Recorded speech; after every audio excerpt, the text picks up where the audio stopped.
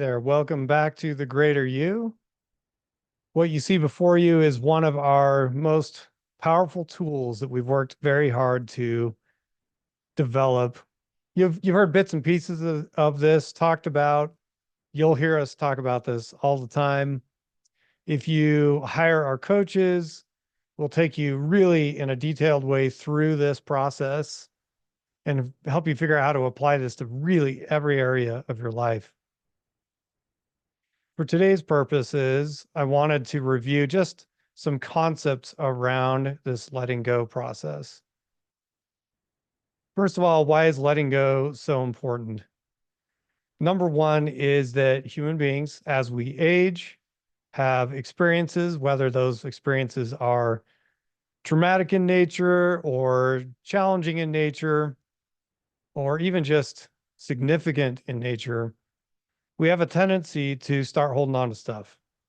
We will go through an experience and we'll catalog it, and it'll get embedded in our minds and in our bodies. And then at a later time, when we're trying to move forward, sometimes that stuff can awaken and really stymie us. We've seen people struggle with stuff they've held on to show up in just about every area of life.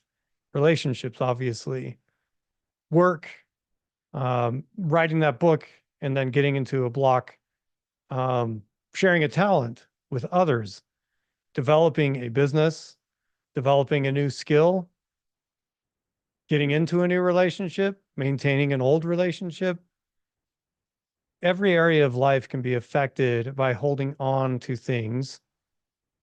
Certainly, we need to learn from our experiences, but then we need to let go.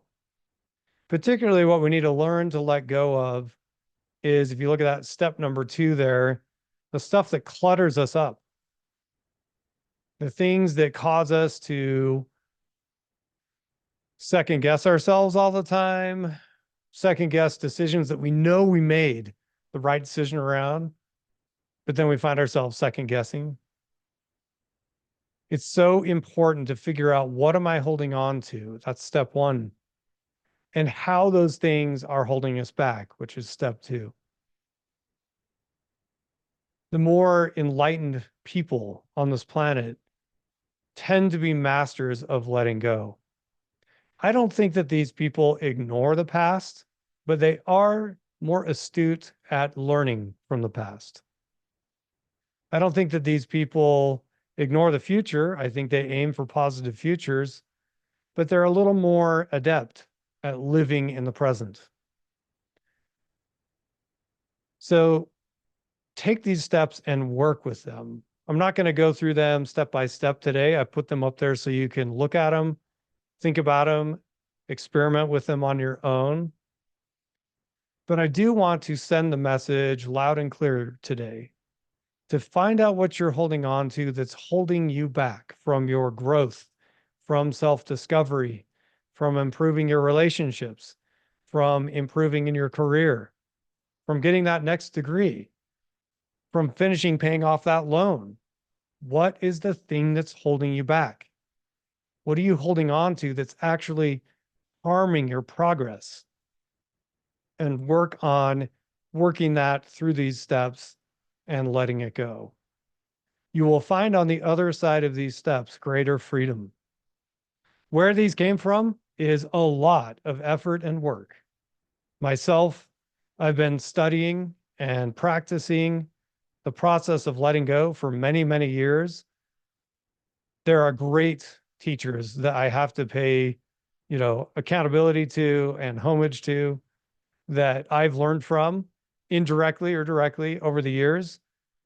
I would say that some of those would be like Jack Canfield. I was doing a life coach training program with him almost 20 years ago now, and learned some letting go stuff through him. Bumped into a guy named Hale Dwoskin, some of his writings and his programs, called the Sedona Method, a 4-step method for clearing. I've studied this stuff at length, reading people like, more recently, Dr. David Hawkins. His book's literally called Letting Go. I would have to say the whole Arbinger Institute and their methodology has influenced this letting go indirectly through their writings, the idea of overcoming self-betrayal, of getting out of the box. There's a letting go there that needs to happen to get out of those closed mindsets that they discuss. So we're drawing from multiple people, many giants that we're standing on the shoulders of. This 7-step method is something that we at the Greater You specifically drew together to really move people through the letting go process. So this one's ours. This one is what we put together based on all of our own experience and all of our study and all of our efforts over the years. And we found these 7 steps to be highly effective. I would dare call these 7 steps one of the secrets of life.